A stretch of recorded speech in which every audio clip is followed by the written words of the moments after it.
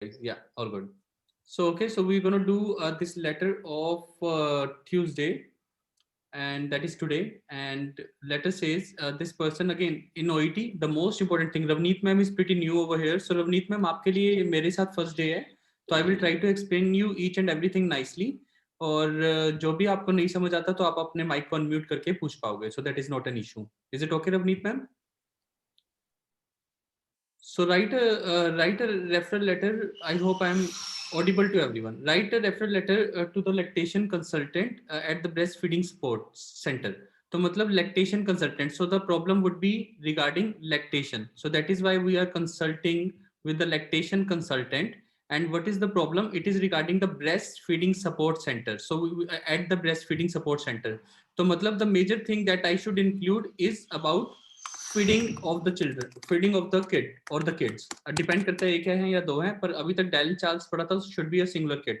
So feeding of the kid, that is the major problem.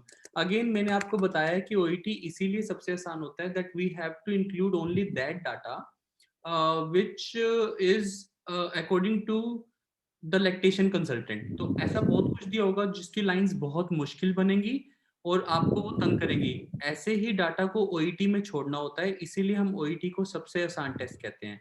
Again I am repeating this thing क्योंकि ये चीज आपके subconscious mind तक जरूर जानी चाहिए.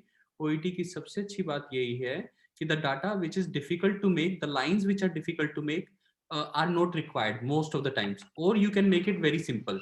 So I'm just going to do that. Lactation consultant को लेटर लिख रहे हैं, तो लैक्टेशन कंसल्टेंट के हिसाब से हम चलते हैं. और discharge plan is the second most important thing. हम लेटर किसको लिख रहे हैं ये जरूरी होता है, उसी के हिसाब से डाटा सिलेक्शन होती है. और लेटर में लेटर क्यों लिख रहे हैं ये डिस्चार्ज प्लान पे आता है, क्योंकि अगर ये नहीं होता तो हम लेटर लिखते ही ना. डिस्चार्ज के बाद का प्लान फॉलो करना है इस लैक्टेशन कंसल्टेंट को, इसीलिए तो ये लेटर होता है. सो सबसे पहली चीज है ब्रेस्ट फीड्स को बढ़ाना है. अगेन हम ब्रेस्ट फीडिंग सपोर्ट सेंटर को लिख रहे हैं, तो ये तो बेस्ट हो गया. लैक्टेशन ब्रेस्ट फीड्स को बढ़ाना है. Refer to breast feeding support service, ये भी कर देते हैं. वैसे तो हम इसी को भेज रहे हैं, ये अपने आप ही बता देंगे. ब्रेस्ट फीडिंग सपोर्ट सेंटर, देखो यही है. तो मतलब इस लाइन को इंक्लूड करने की जरूरत नहीं होती. तो ये लाइन तो उसी में आ जाती है दैट दैट द किड यानी कि डायनल is being referred to you. ये तो लाइन इसी में कंप्लीट हो जाती है क्योंकि हम सपोर्ट सेंटर वालों को ही लेटर लिख रहे हैं. तो ये देखो ये सारे वर्ड मिलते हैं, breast feeding support service, breast feeding support centre. तो इन्हीं को तो लेटर लिख रहे हैं, तो इस लाइन को तो वहीं पे कंप्लीट हो जाती है that the patient is being referred under your expertise. तो फर्स्ट पॉइंट हम लेंगे increase breast feed. Check formula is correctly prepared. हाँ, हम ये लैक्टेशन कंसल्टेंट से पूछते हैं कि फार्मूला फीड अच्छे से जा रहा है या नहीं जा रहा. अगर फार्मूला फीड्स कंटिन्यू करनी है तो advice to supplement with water boiled और कूल्ड. तो अगर वो आपको लगता है कि आप पेशेंट को कहोगे कि आप फार्मूला फीड को कंटिन्यू रखो, तो पेशेंट को ये बता देना कि उसको पानी के साथ मिलाना है. Advice on keeping the baby cool in hot weather, this is वैसे otherwise is very important for the baby. But again अगर आप ध्यान से ओईटी को समझोगे तो ये इतना इंपॉर्टेंट नहीं है, क्योंकि अगेन लैक्टेशन कंसल्टेंट का काम ये नहीं है. रिटर्न फॉर रिव्यू ये भी लैक्टेशन कंसल्टेंट का काम नहीं है. आई एम नॉट सेइंग आपने ये गलती से लिख दिया तो आपको सीधा मतलब बी या 400 से सीधा आपको you know they will take you to 300 और 320.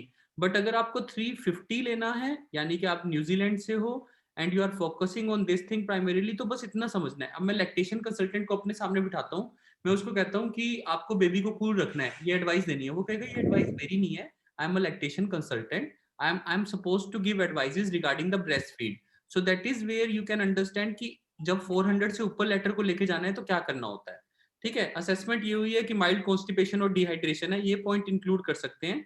The baby has been assessed with constipation and dehydration and is having difficulty with the feeding. बस फर्स्ट पैराग्राफ को आसान करने का तरीका क्या होता है, I am writing this letter regarding baby Dylan who is having this and this problem. उसकी प्रॉब्लम क्या है, इससे क्या पता लग रहा है, वैसे तो फ्रंट पेज पे मुझे पता लगेगी, लेकिन यहीं से पता लग रहा है he is having problem with the feeding. तो मैं अगर ब्रेस्ट फीडिंग और दोनों को अलग नहीं करूंगा तो मेरे लिए फर्स्ट पैराग्राफ को लिखना और भी आसान और भी अच्छा है. I am writing this letter regarding baby Dylan who has been facing trouble with the feeding, hence he is being referred under your expertise to increase the breastfeed, and also his mother is being referred as well so as to guide her for the formula feed preparation as well as for the breastfeeding. So these 2 points can be including. बाकी हमें first से और ज्यादा पता लग जाएगा. तो जैसे हम फर्स्ट पे जाते हैं, फर्स्ट पेज पे, तो हमें पता लग जाएगा कि क्या क्या डाटा है. So I am just gonna clean this thing. Other again it is getting recorded, तो आपसे कुछ मिस नहीं होगा, ये तो पक्का ही है. बट हाँ, मैं I will make it sure that आपको ये सब कुछ समझ आए. तो फर्स्ट पेज मेरा कहता है, you are a mental health nurse. हम sorry maternal and child health nurse हैं working at Romovilla community child health service. तो ये हमारे एरिया में आते हैं, बच्चे को लेके आती है मम्मा. और 15 January 2012 is the today's date. तो पेशेंट का ये है डायलन चार्ल्स. जब he was born on 4th of December 2011. आज है 2012 15 जनवरी, यानी ये this baby is 1 month and 11 days old. 1 month and 11 days old. अब तो मैं इमेजिन करता हूँ एक छोटा सा बेबी है जो 1 मंथ का है, तभी तो उसको फीडिंग की दिक्कत आ रही है. फिर देखते हैं और क्या क्या डाटा इंक्लूड करना होता है. So I will include this data that baby is very very young और बोर्न एट रेमोविला. रेमोविला मतलब उस एरिया का नाम है, तो हमारे ही आसपास मिटरनी हॉस्पिटल में हुआ था. तो यानी ये पेशेंट का एड्रेस भी वैसे रोमोविला होना चाहिए. देखा, ये देखो, ये मतलब सच में मैंने देखा नहीं था. लेकिन जब वो, क्योंकि फॉरेन में क्या होता है, हर लोग अपने सबर्ब में ही इलाज करवाते हैं, यानी वो रोमाविल में ही रहते हैं. रोमाविल के हॉस्पिटल में बेबी पैदा हुआ, रोमाविल के कम्युनिटी चाइल्ड सेंटर में जाता है.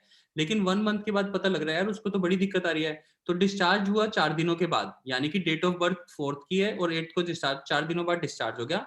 Mother 24 first child. वैसे this data is not important, but इसको यहाँ पे लिखना ठीक है, क्योंकि अगर वो मतलब इमेजिन करो, लैक्टेशन कंसल्टेंट को बता रहे हो, तो लैक्टेशन कंसल्टेंट को कहा कि ये पहला बेबी है, मतलब पहला बेबी है इसका मतलब तभी तो उसको नॉलेज कम है. अगर सेकंड बेबी होता है तो आपको पता है मदर्स को ज्यादा इतनी टेंशन नहीं होती, उनको फार्मूला फीड का भी पता होता है, उनको ब्रेस्ट फीड का भी पता होता है. पर ये उसका पहला बेबी है. So this data can be included कि हम लैक्टेशन कंसल्टेंट को कह देंगे कि इसको नॉलेज बहुत कम है, ये पहला बेबी है इस कारण से. फादर वैसे ही दूर रहता है. तो ये चीजें अगेन आपको बड़ी इंपॉर्टेंट लगी होंगी और आपने इंक्लूड की भी होंगी. पर ये इंपॉर्टेंट नहीं है कि normal delivery this and this and this and this and this. मतलब वैसे आप वेट के बारे में बता सकते हो 3400, लेकिन इसके अलावा कुछ भी डाटा ऐसा नहीं है जो बहुत इंपॉर्टेंट है. मतलब आपको ओवर स्ट्रेस लेने की जरूरत नहीं है इस डाटा में भी. तो अब हम आगे चलते हैं क्लीन करते हुए. ठीक है, यहाँ तक सबको समझ आया? अभी तक किसी को कोई भी डाउट? और मेरी वॉइस क्लियर है? Is it okay? Am I audible to everyone? Yes sir. Okay.